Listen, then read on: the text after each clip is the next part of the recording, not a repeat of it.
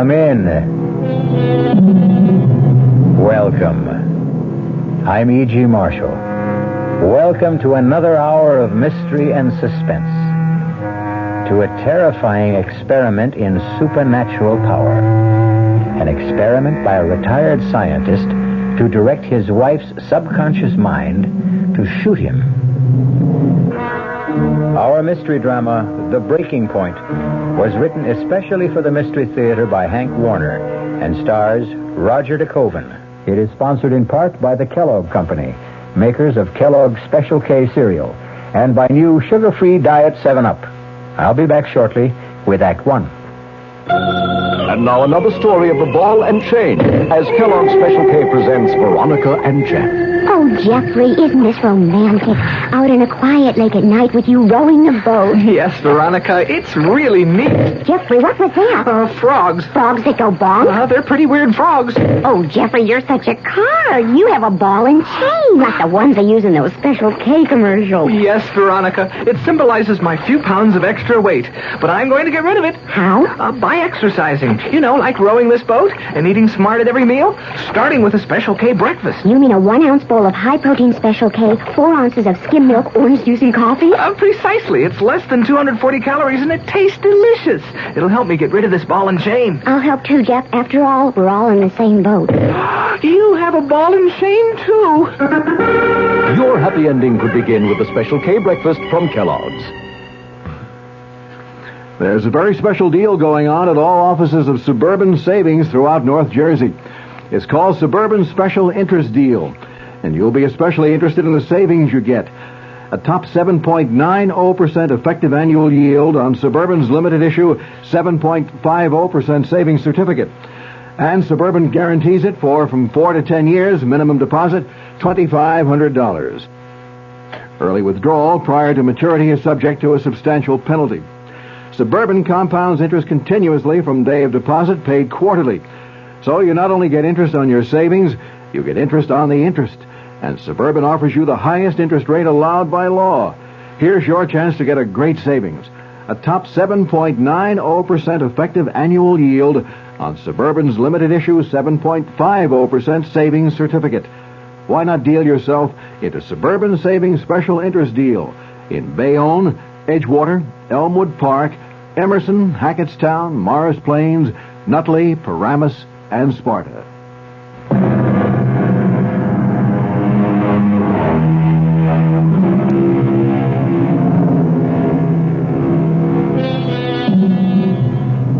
Come, ride with me in this ambulance, speeding through the midnight fog, across the Golden Gate Bridge to St. Francis Hospital in downtown San Francisco. As the trauma emergency team tries with plasma and oxygen to keep critically wounded Professor William Baker alive. The driver and the 2 doctors know that the patient must get to the operating room in minutes.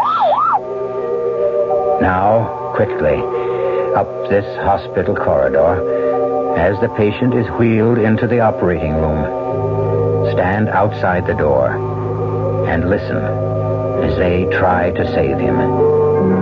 And maybe you'll learn what Professor Baker tried to learn about the dark mystery of life and death. Scalpel. Blood. The patient's failing, Doctor. Blood pressure. 62/40. Adrenaline. I can hear them trying to save me, but I'm going to die. And I want you to know that I'm dying all because I made my wife murder me. Yes, I am dying because I conducted an experiment to influence my wife's subconscious mind to the point where she was going to murder me.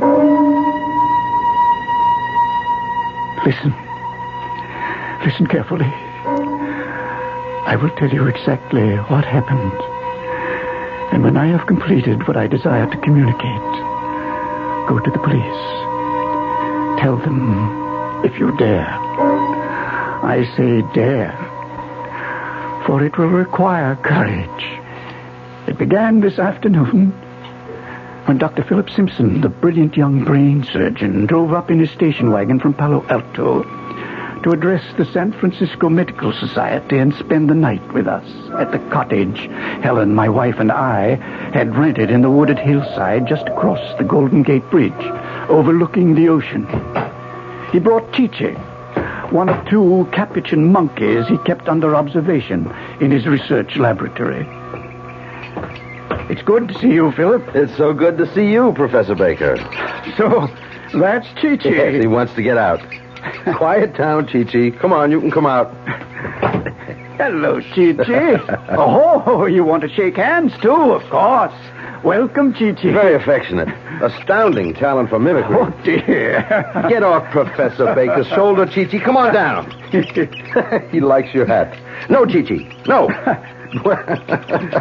All right, now you've tried it on. Give it back.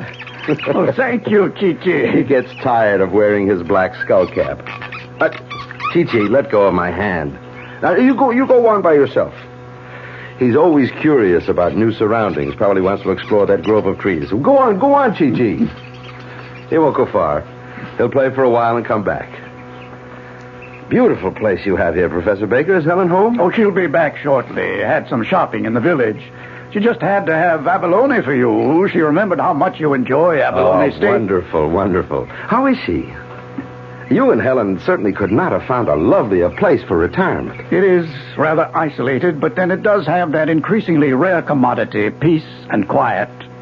Let's walk around back. Just beautiful. This view. How about a cocktail? Well, why don't we wait for Helen? Well, she ought to be back any minute. We usually have our evening cocktail in the study. Gets foggy on the patio towards sundown. What about Chichi? Oh, he'll be all right. He'll open the patio door if it's left unlocked. Gets hysterical if he thinks he's been locked up. Still like dry Manhattans? Perfect. Did you tell Helen that you had asked me to bring Chichi? I intended to. Slipped my mind. Here you are. Ah, thank you. Well, cheers. That's good as ever. I hope Helen won't be upset. I'm sure she won't. I rather think she'll be intrigued with the idea of having Chichi here for our experiments.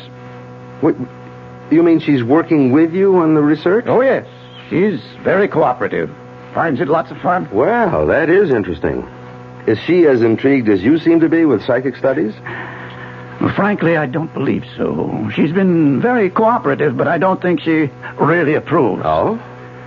Well, sometimes I question the wisdom of having married at my age. Oh, come on now. I remind you, Philip, Helen is 20 years younger. I sometimes have the feeling she feels trapped, misses the activities of faculty wives she so enjoyed in the years before my retirement. Perhaps we'd had children.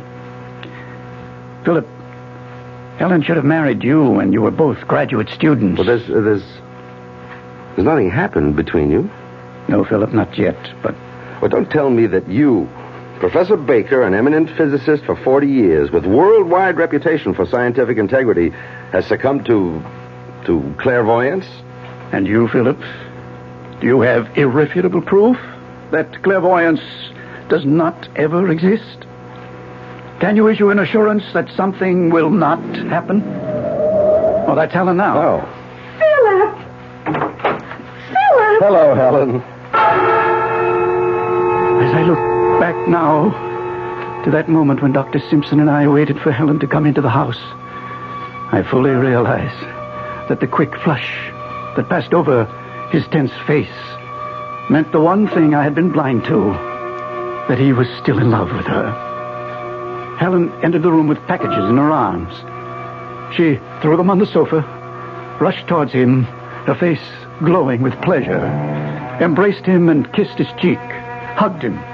Oh, Philip, it's so good to see you. Good to see you. Oh, let me look at you. Oh, it's so good to see you. Neither one of them saw Chichi open the door from the garden, come into the room, climb a table, and spring onto her shoulder, its furry paws around her neck.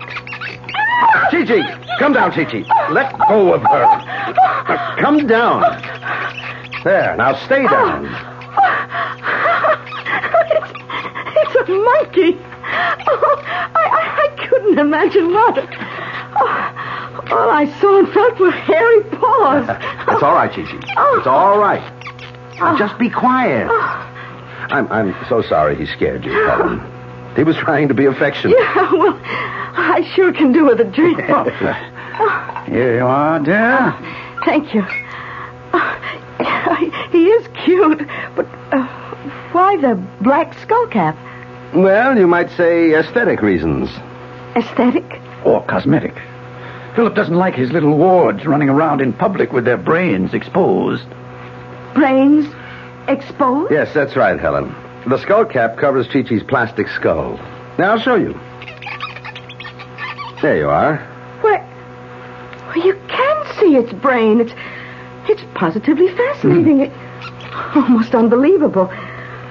Oh, Philip, it's brilliant. It's absolutely brilliant surgery. Wait a minute, Helen. I'm just carrying on what was begun in 1948 at the Naval Medical Research Institute in Bethesda, Maryland. Really? I had no idea such surgery was possible that far back. Helen, my dear, there's a big gap in your knowledge of surgery. The ancient Egyptians operated on cranial bone. Mm-hmm. That's correct.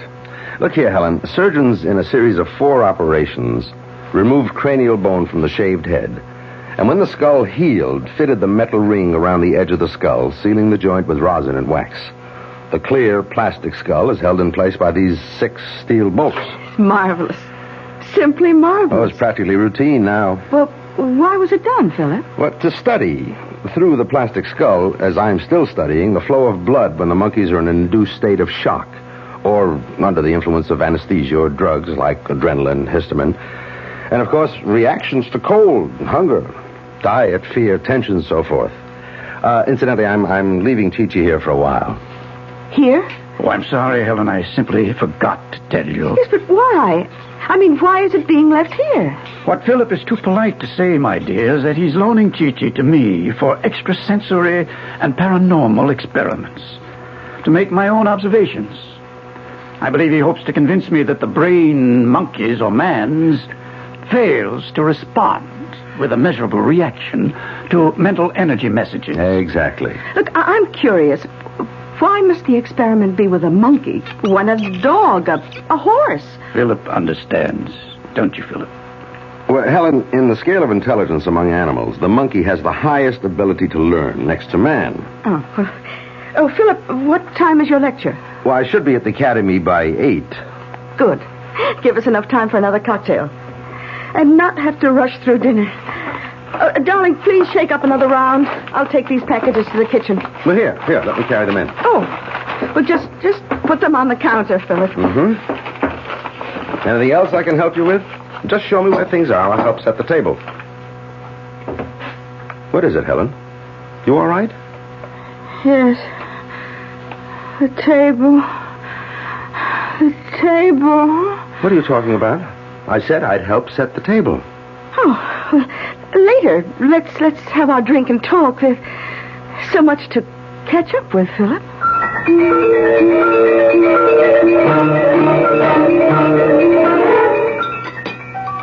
More coffee, Philip? Yes, please. Oh, have some more of the strawberries, Philip. And ice cream. Well, just a little. Helen, what you've been telling me is hardly believable. Well, there's no room for disbelief, Philip. There's evidence. Evidence? Yes. I'll get the drawings. Excuse me. Be right back. They're in the study.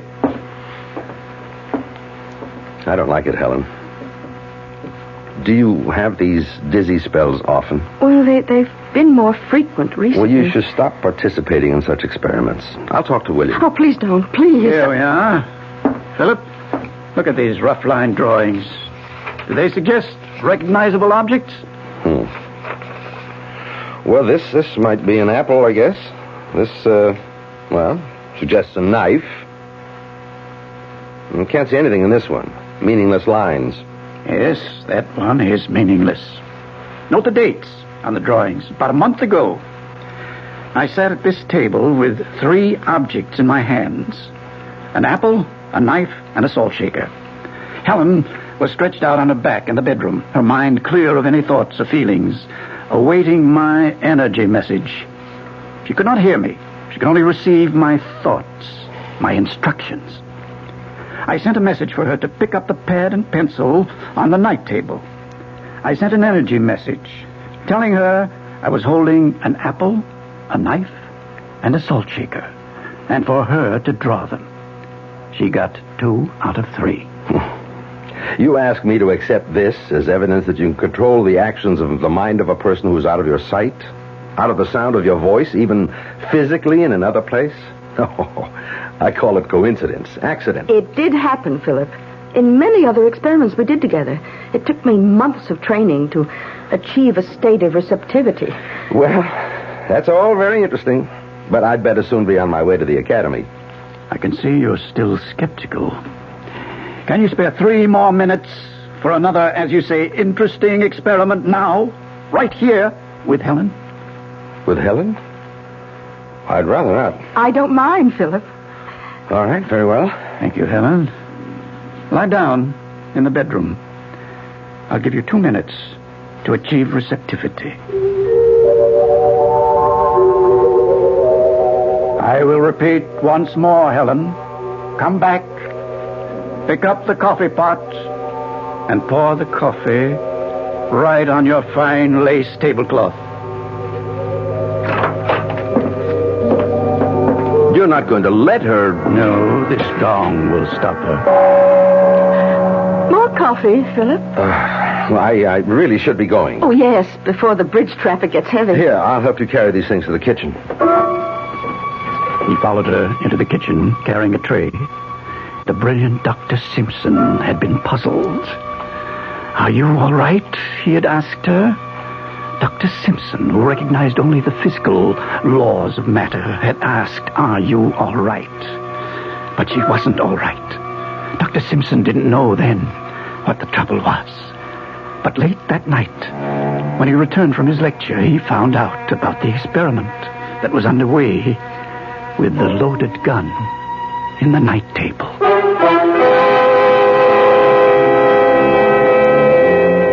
I'll be back shortly with Act 2. Hello, Ms. Goldilocks here, and welcome to my professional taste testing laboratory. Oh, Papa Bear, could you bring that case of sugar-free Diet 7-Up over here? Another case? Miss Goldilocks, you're drinking the sugar-free Diet 7-Up like there's no tomorrow. You can't still be taste testing it. Oh, no, Papa Bear. Sugar-free Diet 7-Up has already earned my seal of approval. It's fresh, light, natural, delicious. I drink it because I love its taste. Now hurry up. Okay, here. This sugar-free Diet 7-Up really tastes delicious. Ladies, if you're tired of switching from one diet drink to another, take some advice from Ms. Goldilocks. Try sugar-free Diet 7-Up and you'll say, yes, this one's just right. I'll bear witness to that, Goldie.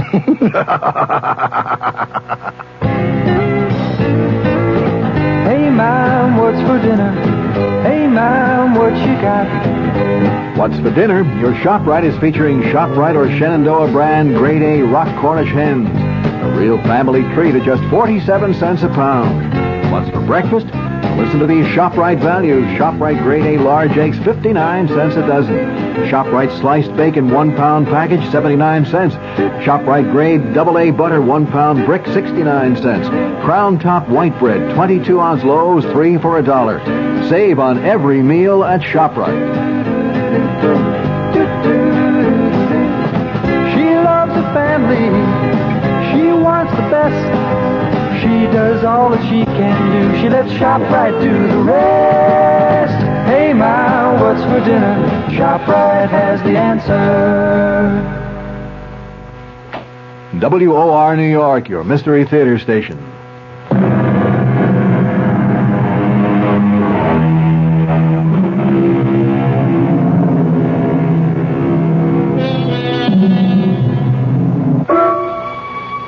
Helen didn't wait up for Dr. Simpson to return. I waited in the study, dark but for the small lamp on my desk, and still, except for the soft breathing of Chi-Chi asleep in the shadowy corner of the sofa. I waited and read until I could be sure that Helen was sound asleep. I unlocked my desk and took out the one notebook I kept hidden from her and made an entry.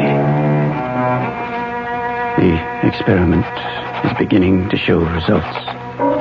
Today, Helen reacted with an unmistakable manifestation of dizziness and mental depressiveness when Dr. Simpson mentioned the word table. I am convinced that the subject has reached the stage of complete susceptibility and receptiveness.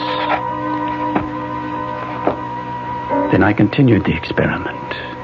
I stared in the direction of the bedroom door and concentrated. I shut out every sight and sound and thought until I was oblivious to everything but the task at hand. Helen, there is a gun in the night table. In the night table, Helen. In the night table. A gun, Helen. In the night table. A gun. Helen. Professor Baker. Yes? What are you doing? Experimenting. Where's Helen? Lying down in the bedroom. Close the door, won't you? Professor, what is this experiment? It's a very simple experiment. I'm trying to reach her mind. Now, if you'll excuse me. Helen, there is a gun in the night table. Stop it. Stop. Why, you're shaking, Dr. Simpson. What are you up to? I'm simply trying to tell Helen there's a gun in the night table by her bed. And for her to... To what? To pick it up, enter this room, point the gun at me, and pull the trigger. But why? Why? What I'm trying to determine is whether one mind can influence another by exerting mental energy to do something the subject would normally recoil from doing. Yes, go on. In Helen's case, I'm sure that in her conscious hours, she would never even entertain the thought of shooting me. I'm trying to determine whether she can be made to do just that without her being aware that she is being impelled to do so. Oh, but why? What would it prove? Prove? Don't you see? If one mind can control another across space, think of the power men of goodwill can exercise over evil. It will at long last give man control over the rapacious breed that makes civilization a nightmare. The evil, power-hungry men who brainwash their countrymen into one war after another. Professor, how long has this been going on? For weeks. Every night. You recall Helen's depressiveness this evening? When you mentioned the word table? You mean... Yes. The reaction. Results. My mind is beginning to control her subconscious. You witnessed it, Philip. And now, have you the scientific integrity and the courage to witness the experiment carried through? I have conditioned her to come in when the clock strikes midnight. In a few minutes now. What do you mean, do I have the courage? Yes. To stand by and not interfere when or if she's about to pull the trigger to kill me.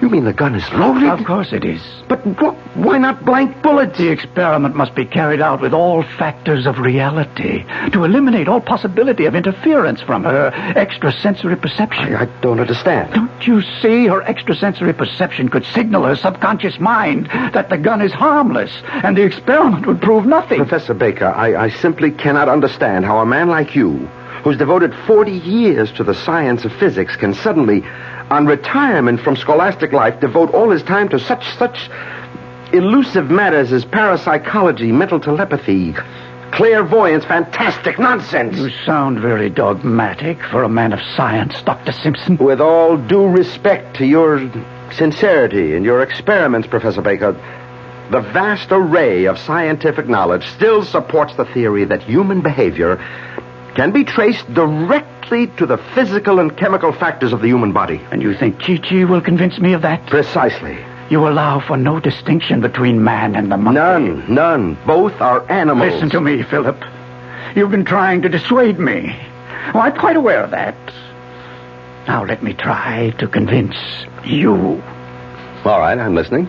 From the time the British Society for Psychical Research was founded in 1882, right through the present worldwide experimentation to pierce the veil of the unknown, the one thing that has been missing is the willingness of scientists of unquestioned integrity to conduct their own experiments.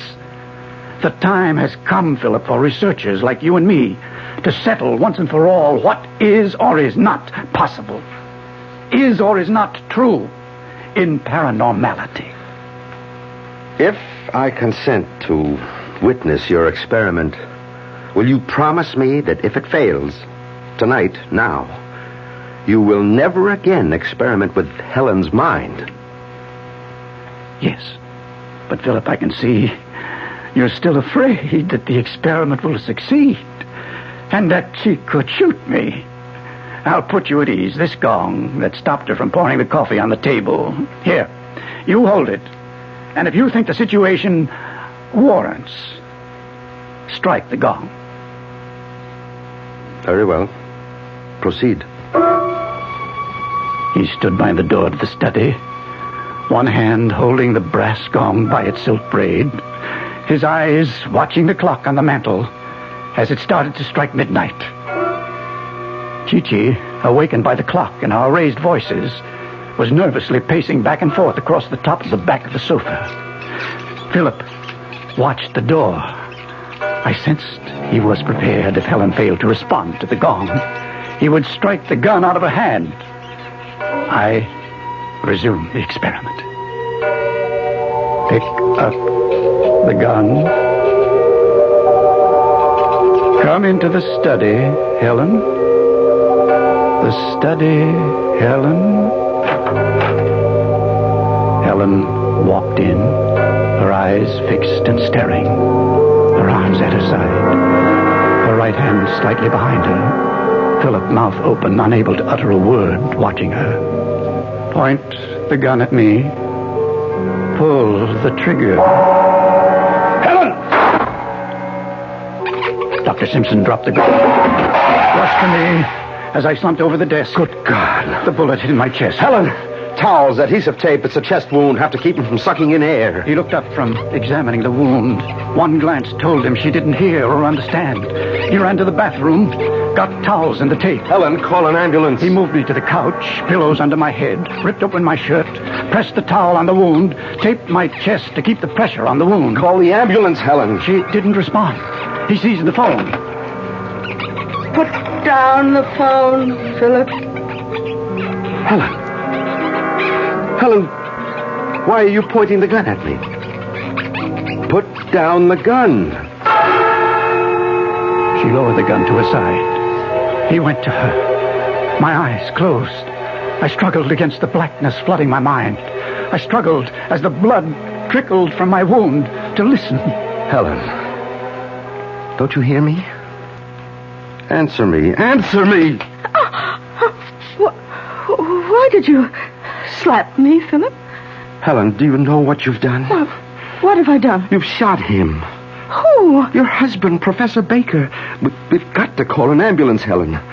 His pulse is... Will he live? The ambulance, Helen. He won't live, will he? I can see it in your face, Philip. He won't live. He'll die if he doesn't get to the operating room. I want him to die.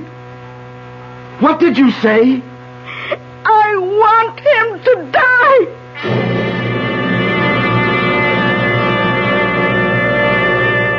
Well, I must say, I'm surprised, too. But then, Helen's probably like most women. Not always mean what they say or say what they mean, huh?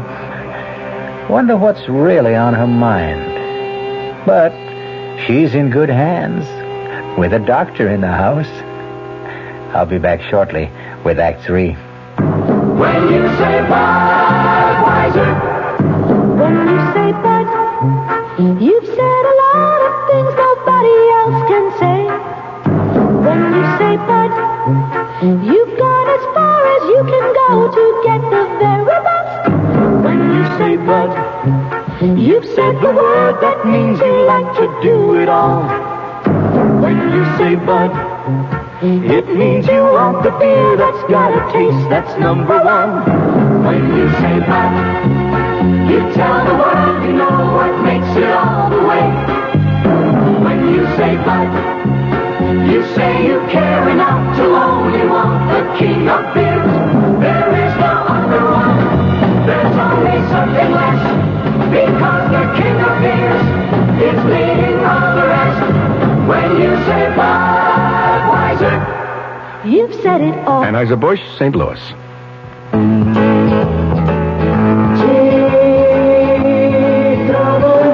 People who fly a lot get to know the difference between one airline and another. And it's these frequent flyers who tell us they're more comfortable flying on TWA. What is comfort on an airplane? It's coach on our wide-body 1011, where all seats are 2 across. It's 1011 first class, where seats swivel around so you can talk or have dinner with friends. TWA Comfort is a roomy 747 with contoured seats you can sit in for 5 hours without getting fidgety. And Comfort is the TWA twin seat in 707 coach, which lets you fold down the middle section if nobody's there and sit 2 across instead of 3. On long TWA flights, you'll also have a choice of meals and movies on movie flights. But above all, you'll be comfortable. That's what TWA Ambassador Service is all about. Only TWA flies the wide-body 1011 to Los Angeles and the big comfortable 747 to San Francisco. Call your travel agent or TWA for reservations.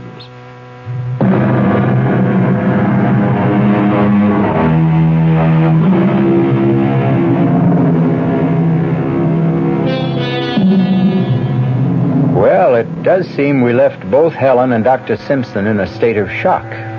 Not to mention our bleeding Professor Baker and that hysterical Chi-Chi. Let's rejoin them and see whether there's help for any of them. I don't want him to die. Listen to me, Helen.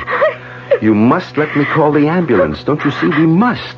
If he dies here, the police will want to know why we didn't call the ambulance. The police? Yes, Helen, the police will want to know. Oh, Philip. Hold me. I'm so mixed up. Come. Sit down. Lean back. Just try to relax. Put the gun on the floor. I'll call the hospital.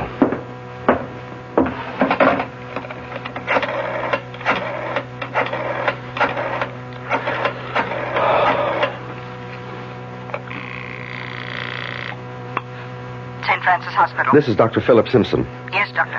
I need the ambulance trauma team at once. 47 Edgecliff Road. Critical chest wound. Gunshot. Yes, doctor. I'll put it right through. Now, I want you to call the police, Helen. The police? Yes, they'll be here soon anyway. They're always alerted about requests for an ambulance. But I want you to call them for the record. It will be important at the trial. I'll get them on the phone. You talk.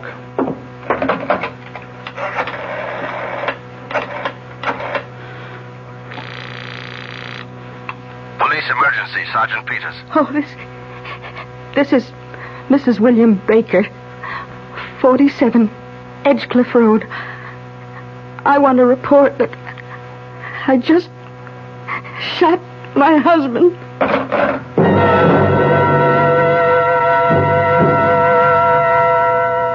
What will I tell them when they get here, Philip? You don't have to answer any questions tonight.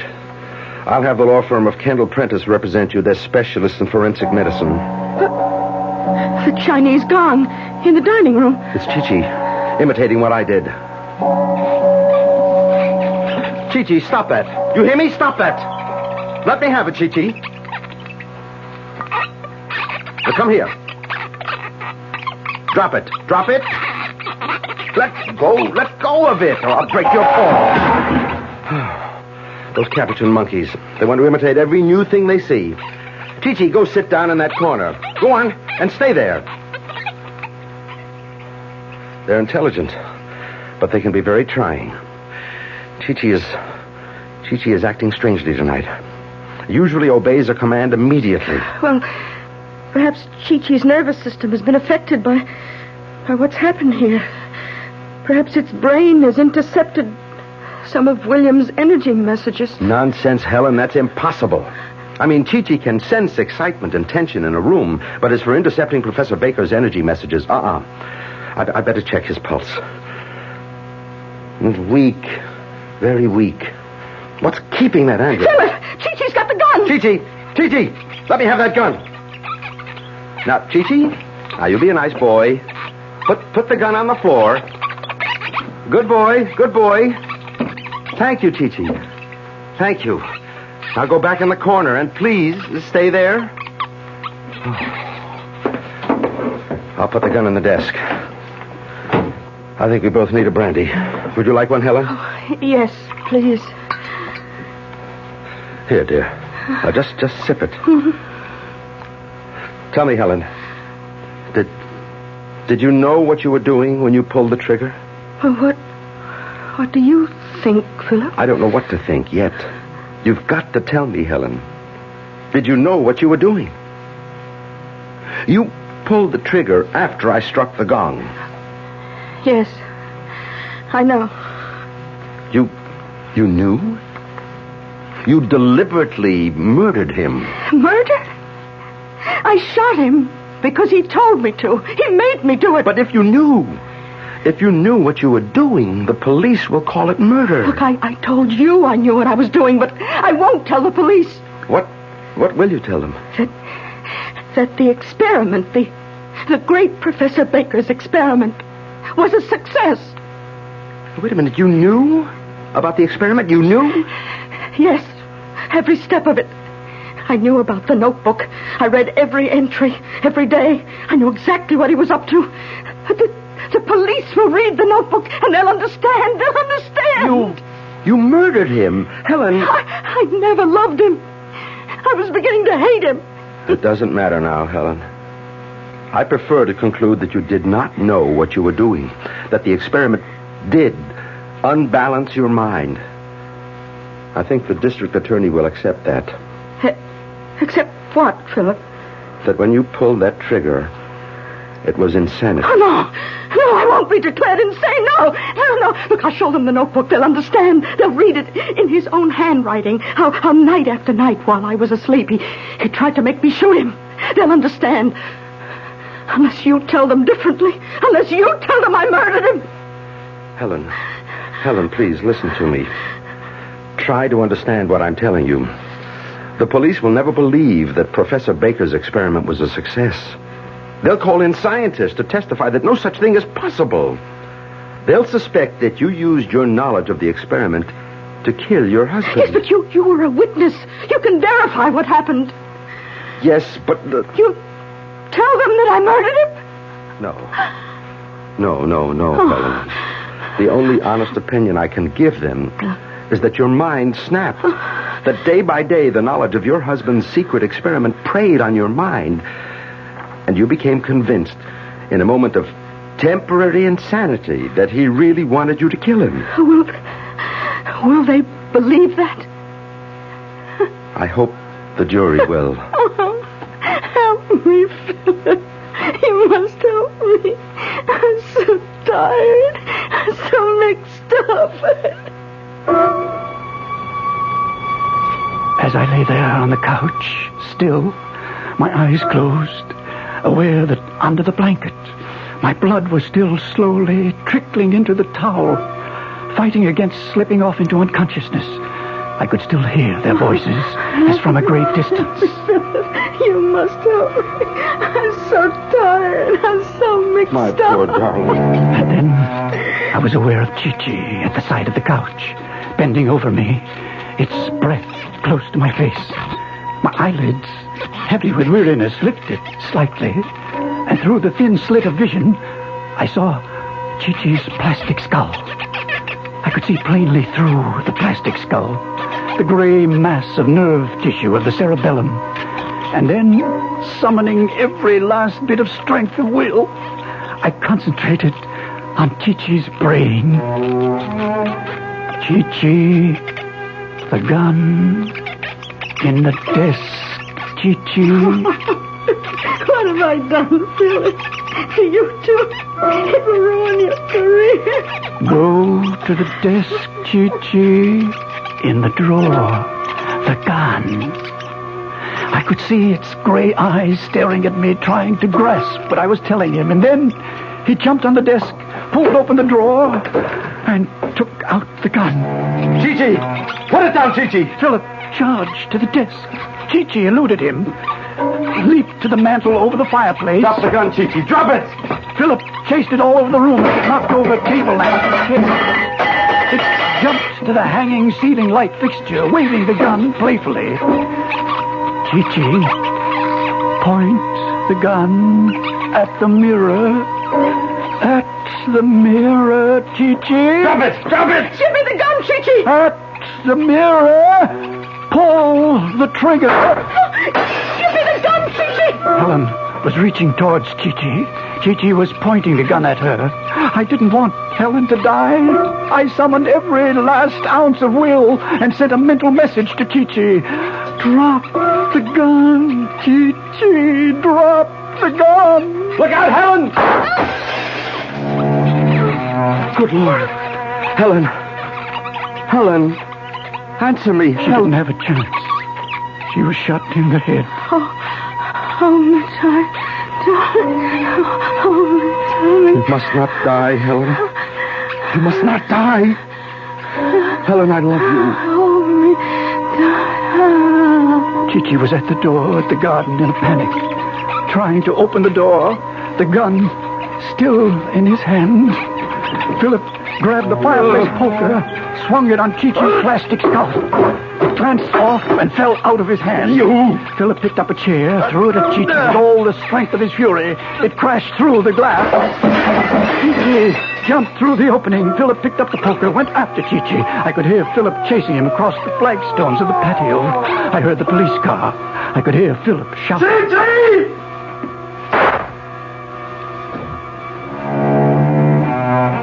Then all was still, deathly still. I lost consciousness until I became aware of someone talking on the telephone. Yes, Lieutenant. 2 dead. Mrs. Baker in the house, and Dr. Philip Simpson in the woods back of the house. Yeah, 1 bullet in each of them. John says Dr. Simpson was pretty far gone when he found him. Says he tried to tell him something. John thinks it was something about a monkey still running around out there with a loaded gun. It beats me too, Lieutenant. No, nothing else. Oh, yes, we found a black skull cap hanging on the chandelier. That's what I said, skull cap. Odd-shaped thing. We can't figure out what it's for, no. Right. Oh, better get that ambulance out here fast. Professor may still have a chance. Here it comes now, Lieutenant.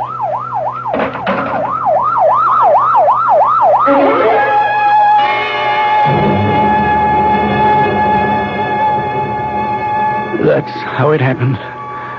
Exactly how it happened. The police are still puzzled. Chi-Chi will probably find roaming the woods the gun somewhere nearby. Chi-Chi did it. Tell the police Chi-Chi did it. Why? Perhaps it was mimicking Helen after it witnessed her shooting me. I shall never know. As for whether my wife murdered me willfully or suffered temporary insanity or was influenced by my mental energy, you must judge for yourself after you read the full record of the experiment in the notebook. Yes. Go tell the police and Professor Seligson.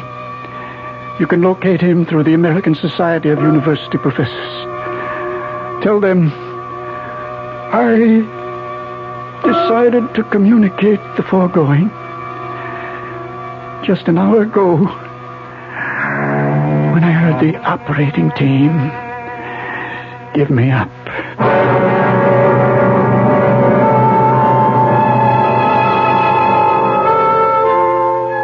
And they say dead men tell no tales. Talking about the brain, though, let me give you men a tip. If your wife is trying to talk you to death, don't worry. Master the secret of mind over chatter. But seriously, a guy I know didn't even answer his wife. She threatened to divorce him because he was unsociable. So he hit her over the head with a mashie. Told the jury he wanted to be clubby. I'll be back shortly. Amco Transmissions, may we help you? I hope so. My frisky Ford is making funny noises. Oh, like what? Like this. Hey, that's great. You mean everything's okay? No, I was admiring your car sounds. As for your Ford, ma'am, well, I'd have to look at it to tell you exactly what's wrong. But I can say of the 3 million automatic transmissions Amco serviced, over 900,000 of them were Fords. You can cure my buzzes? Oh, you bet. We've gotten stranger sounds than that out of Ford, Torino, and the Maverick, and the Mustang, and the Pinto, and the LTD. Rest assured, we'll get rid of your buzzes. Oh, terrific. I'll zoom. Excuse me. Right down. Nobody knows your automatic transmission better than Amco. AA MCO. There are over 500 AMCO centers coast to coast. Consult your yellow pages for the AMCO center near you. AA MCO AMCO. Our cast included Roger DeKoven, Bryna Rayburn, and Nat Polan. The entire production was under the direction of Hyman Brown. Radio Mystery Theater was sponsored in part by Anheuser-Busch Incorporated, brewers of Budweiser. This is E.G. Marshall inviting you to return to our Mystery Theater for another adventure in the macabre. Until next time, pleasant dreams.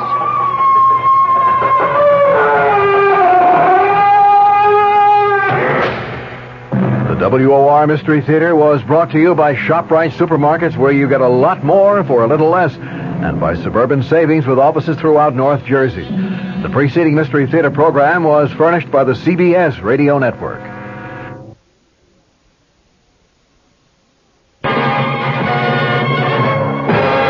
I'm Fulton Lewis in the Mutual Broadcasting System studios in Washington, D.C. Now, my commentary. The staff of the Senate Watergate Committee says that the weight of the evidence before it tends to establish that former Attorney General John Mitchell did approve the plans that led to the original Watergate break-in. Convicted Watergate conspirator G. Gordon Liddy is alleged to have used large sums of money provided by the Committee for Re-election of the President to finance that break-in and the wiretapping at the Democratic National Committee headquarters in the Watergate Hotel and office complex here in Washington. A draft report of the Watergate staff's conclusions also said that available facts can only support the conclusion that payments made to the Watergate defendants by White House aides were intended only to keep them silent as to the involvement of other persons in the Watergate break-in or other activities embarrassing to the White House. All those conclusions were made available by a source close to the committee who emphasized that they are based on a rough draft prepared mainly by Watergate Committee Counsel Samuel Dash and do not represent any final conclusions that the 7 senators on the panel may eventually draw. The draft report states, the committee finds that the weight of the evidence tends to establish that former Attorney General John Mitchell did approve the Liddy intelligence plan with a $250,000 budget in Key Biscayne on March 30th of 1972. The draft report also states that the staff has found no evidence to support President Nixon's claims, as reported in his statement of May 22, 1973, that he personally withdrew his approval of a widespread and covert intelligence gathering plan authored by White House aide Tom Charles Houston. But the staff report said that the Houston plan, which called for the creation of an interagency domestic intelligence unit authorized to commit break-ins and even open private mail and plant listening devices, was never, according to the committee records, never implemented. The staff report also said no legal justification on national security grounds could be found for the burglary of the office of the psychiatrist of Pentagon Papers burglar, Dr. Daniel Ellsberg.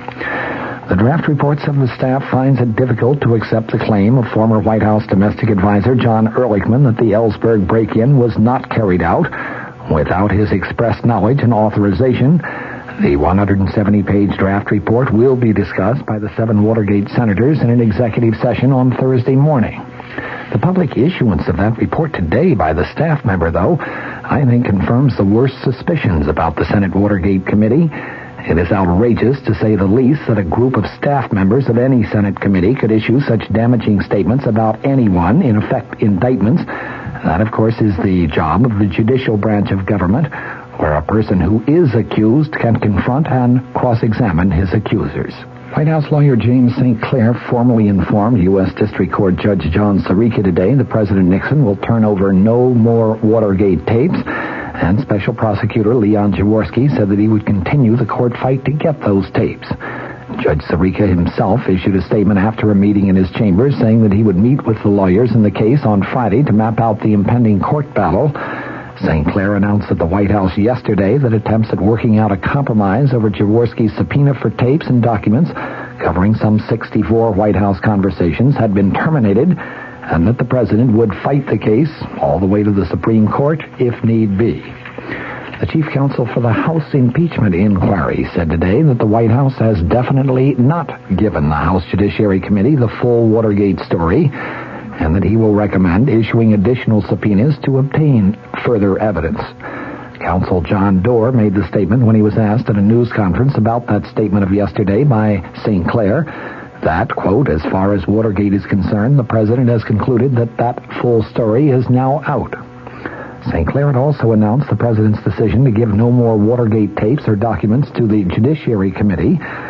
Committee Chairman Peter Rodino said that the panel will take the president's refusal to supply additional material under consideration. Possibly next week will address itself to the issuance of a subpoena. Michigan Republican Representative Edward Hutchinson, the senior Republican on the committee, said that he remains opposed to any further subpoena. Hutchinson declared, I just don't think a subpoena is enforceable. He voted against issuing a subpoena last month. The subpoena, however, was approved by a vote of 34-3 by the panel. Hutchinson today added, whatever we get, I think we're going to have to get through negotiation and through discussion, not through subpoena. In another Watergate-related development, the White House did acknowledge today that there might be periods of silence in some of the Watergate tapes that were transcribed and edited for the Judiciary Committee, but it said all the words which could be heard are reflected in the transcripts. In the meantime, a Jesuit priest who serves on the White House staff said today that suggestions that President Nixon's Watergate tapes disclose a degree of immorality are, in his words, erroneous, unjust, and contain elements of hypocrisy. Dr. John McLaughlin made his comments at a news conference that was arranged by the White House in an apparent attempt to counter rising criticism resulting from the recently released transcripts of those White House conversations. Yesterday, as you recall, Senate Republican leader Hugh Scott of Pennsylvania said that those transcripts reveal, in Scott's words, a deplorable, shabby, disgusting, and immoral performance by each of those who participated in the discussions. A cross-section of religious leaders and ethics specialists said that the edited conversations reflect a contempt for fairness and truth. McLaughlin said that his comments were not aimed directly at Senator Scott, whom he described as a venerable and revered figure in American politics, but he said to criticize the president on moral grounds is unjust and politically erroneous because he contended the president's role in seeking world peace shows that he is a man of great moral leadership. Father McLaughlin said today the president is not a god living on Mount Olympus. He is a human being with human imperfections like you and like me. The profanity that was deleted from the transcripts of the president's conversations, he said, should be viewed as a form of emotional drainage, a form of therapy, a form of release. McLaughlin joined the White House staff as a speechwriter back in 1971, and now as a special deputy assistant who describes himself as an advisor, a fact finder, and a presidential spokesman. Question about the president's consideration of the payment of hush money to Watergate defendants. McLaughlin today said the transcripts show that the president never authorized any such payments, but he said the president's discussion of the matter with since-fired White House counsel John Dean was part of a chief executive's right to reasonably entertain all options in considering problems. Father McLaughlin said that he agreed that the presidency has been enfeebled by the continuing controversy over Watergate, but he added, quote, I cannot contemplate any set of circumstances where President Nixon would resign. He said he opposed the original release of the Watergate tapes to the grand juries because he knew it would lead to continuing demands for access to private presidential files. Father McLaughlin today said it's like losing your virginity. The next time is a little easier. William E. Simon was sworn in today as the nation's new Secretary of the Treasury. He promptly called for a new political will in the fight against the nation's soaring inflation rate. The former New York bonds trader said inflation will be his number one problem and project, and he urged the cooperation of the administration and the Congress in helping to solve inflation. President Nixon joked that Simon evidently was practicing productivity in his own personal life, a reference to the fact that 6 of the 7 Simon children sat in the front row during the swearing-in ceremony. Simon has said he believes the answer to the nation's inflation problem is increased productivity, combined with restrained government spending and other moderate monetary and fiscal policies. The White House, whose casual press release type announcement of Simon's nomination 3 weeks ago raised some eyebrows, pulled out all the stops for today's ceremony in the White House East Room, which included music by the Marine Band.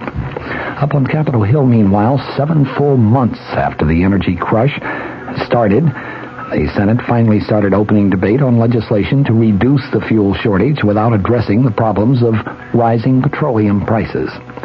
The bill under consideration is a modified version of one vetoed on March 6th by the President, who objected to a provision in it rolling back crude oil prices. The Senate then refused to override the presidential veto.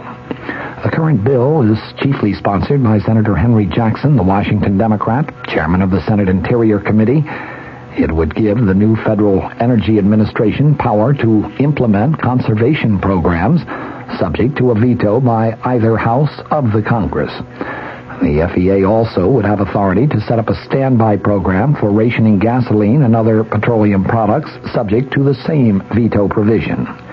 The FEA was created under a bill that was signed just yesterday by the President to replace the old Federal Energy Office, which, as you recall, was headed by William Simon, sworn in today as Secretary of the Treasury.